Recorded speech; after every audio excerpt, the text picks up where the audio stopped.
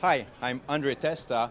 I'm here at ISE 2020 with AIMS to promote the IPMX draft roadmap proposal.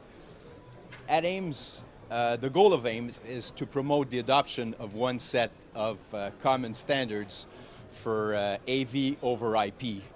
And these sets of protocols have gained broad adoptions already in the broadcast industry, but now the effort with IPMX is to adapt those standards to meet the requirements of the Pro AV industries. So we're talking about covering stuff like HDCP for content protection, security, and I/O expansion and control, amongst other things.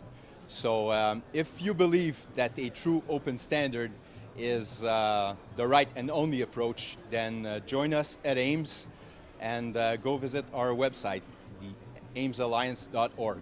Thank you very much.